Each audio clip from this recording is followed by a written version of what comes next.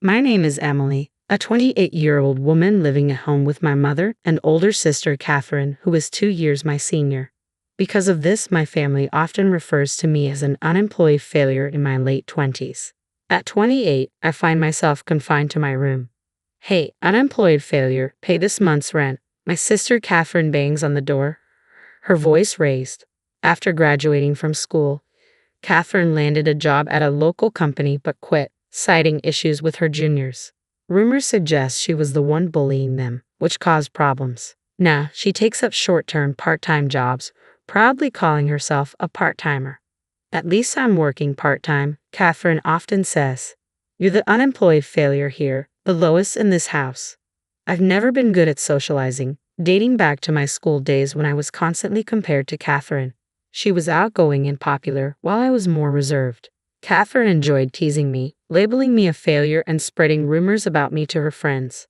She talks to bugs in the garden, she'd say, or locks herself in her room reading strange books, probably nerdy stuff. Her words and actions made me withdraw further. I avoided socializing, joined no clubs, and had no friends. My hobbies became my solace, my escape from reality. My mother, a stay-at-home mom since divorcing my father when I was young, often scolded me. If you continue like this, you won't survive in society, she'd say. Look at Catherine. Learn from her. But emulating Catherine was impossible. After the divorce, both my mother and sister directed their negative emotions toward me, blaming me for resembling my father. Despite this, it was my father who financially supported us, ensuring Catherine and I never struggled. I secretly kept in touch with my father without my mother's knowledge. Occasionally, we'd exchange messages. When it was time to choose a high school, he told me, "Go to the school you want, Emily. I'll pay for it." He managed to persuade my mother, and thanks to him, I attended the high school of my choice. However, my mother became stricter with me, seemingly displeased that I had gone through my father. She would often complain loudly enough for me to hear, saying things like, "It's tough having such an incompetent daughter," or, "It's strange how responsible Catherine is." Over time, I stopped confiding in my mother about myself or my future, believing it would be futile based on past dismissals. I resolved to handle things on my own. My mother held a grudge because I had once confided in my father. Her response was simply, "Once you turn 18, do whatever you want." As time passed, my mother and Catherine remained unaware of my interactions with my father, and both my sister and I grew up. Despite everything, I hoped for reconciliation with my mother and Catherine. Our bond had weakened due to the divorce, but I clung to the belief that even a small gesture could mend things. Each year, I carefully picked out gifts and celebrated Catherine's birthday. "What's this? Such poor taste," Catherine would often remark. I attempted to cook meals in the kitchen, but my mother would shut me down with, "This isn't edible. Don't do it again." No matter what I did, I couldn't improve my relationship with them. Years passed and I began eating out more often. "How can you afford such luxuries?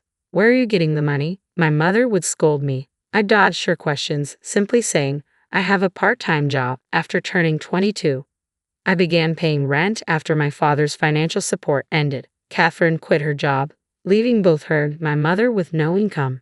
Their financial insecurity seemed to intensify their harassment towards me. I was charged $500 a month for rent and food expenses, while Catherine paid nothing. Despite living under the same roof, we rarely interacted or shared meals. Despite the strained situation, I decided to contribute. My family is in trouble, I thought. I have to help. However, I was shocked to discover something unsettling. I found out that, apart from me, my mother was demanding a monthly allowance of $4,000 from her own parents. Knowing my close relationship with my grandparents, they consulted me about this request. I was taken aback by the amount my mother was asking for, considering my grandparents were elderly and no longer working. Realizing they couldn't afford such a sum regularly, I asked my grandparents to redirect the $4,000 allowance to me instead, intending to pass it on to my mother. I apologized for burdening them with her demands. My grandparents looked apologetic but assured me, "Don't worry about the money.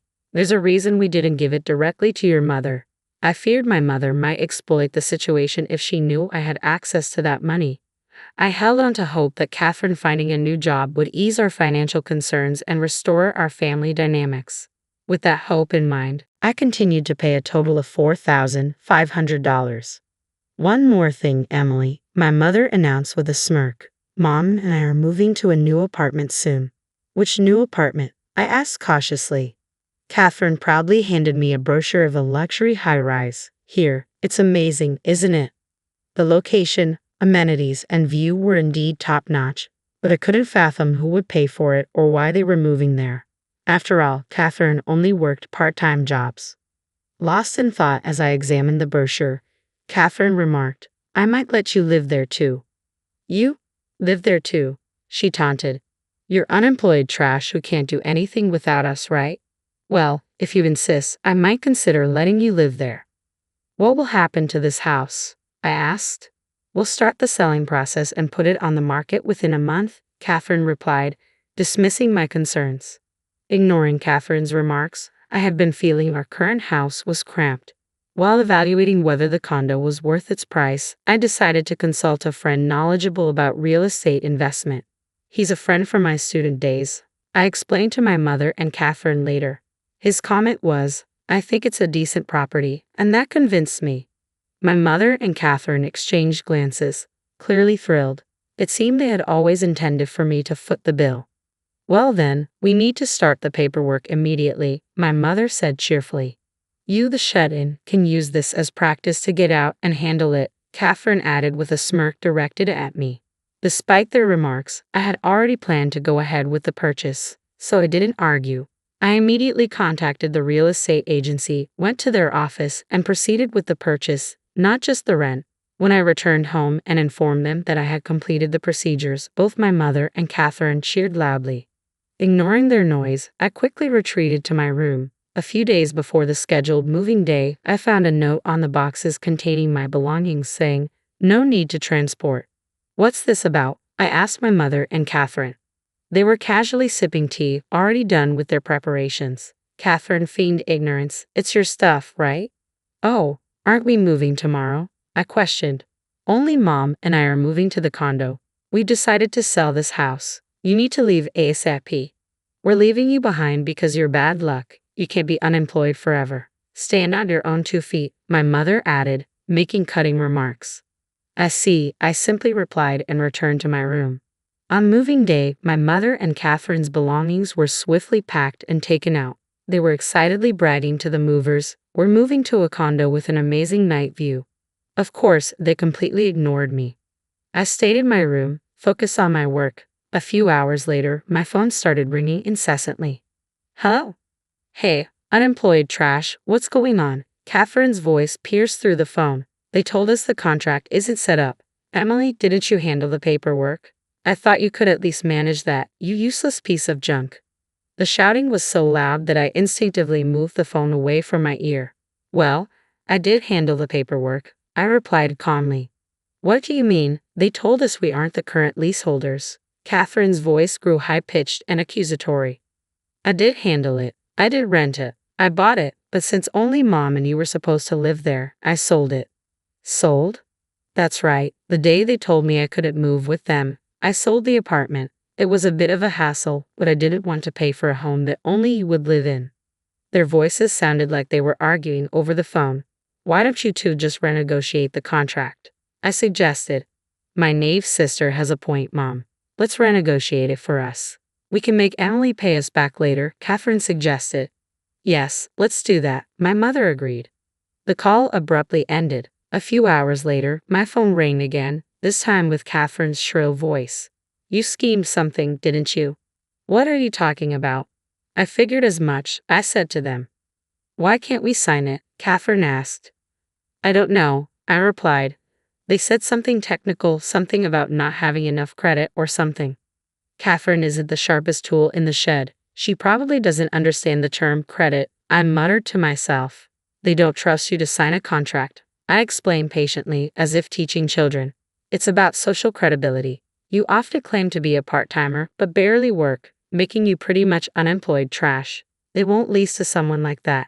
Why could you, an unemployed trash, sign it and not me? Something's fishy. He must have raped something, Catherine protested. Realizing the conversation was going nowhere, I decided to clear things up. Listen, Catherine and Mom, are you listening?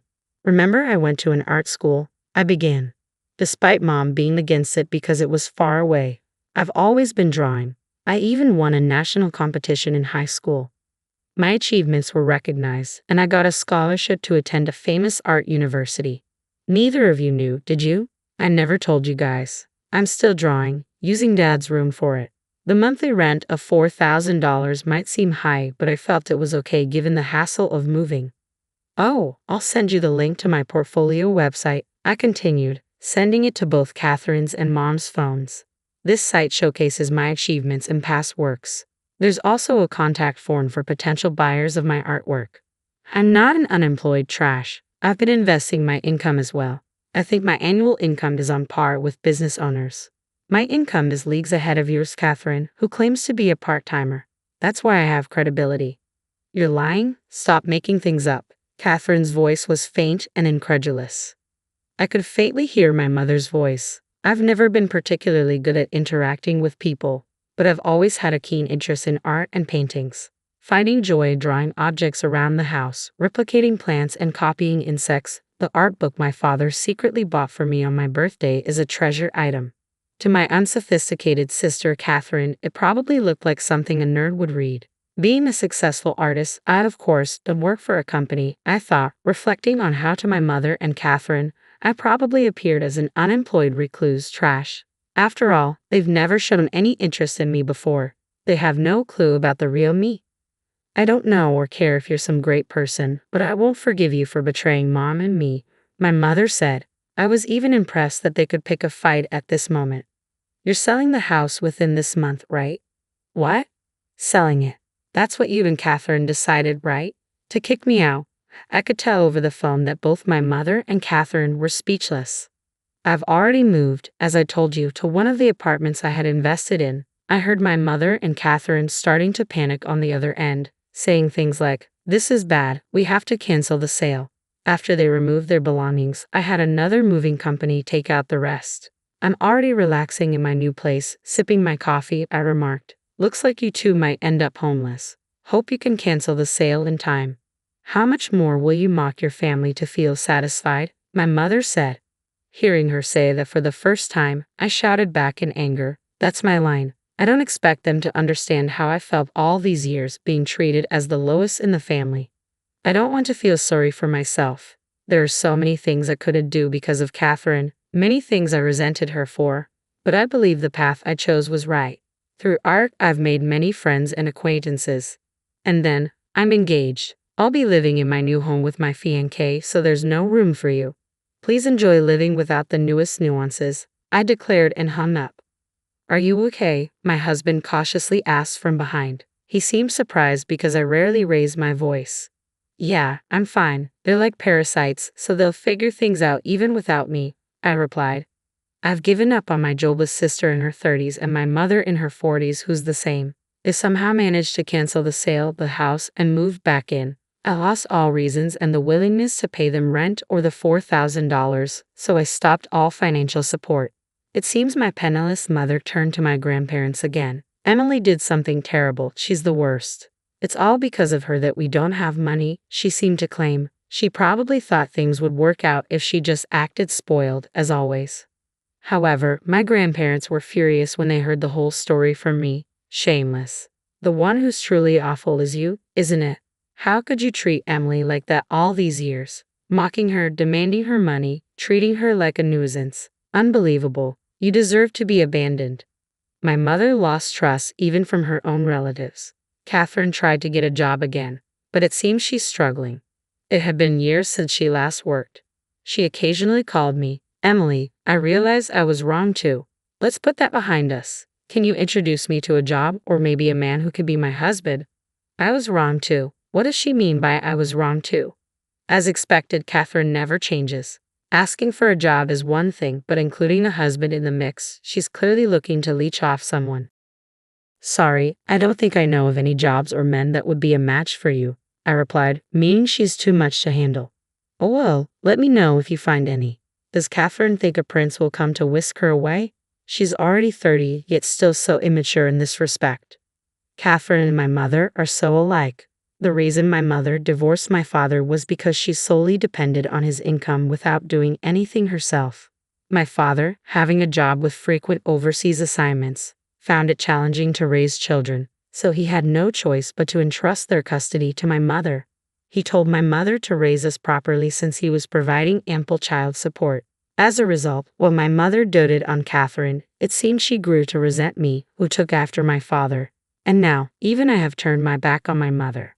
If Catherine ever gets married, I can already foresee a similar future for her. I'm glad. I couldn't help but let those words slip about what my husband asks that I didn't turn out like Catherine, with a kind husband, a fulfilling life, and a job. I have things that neither my mother nor Catherine possess, especially considering I grew up being treated poorly by both of them.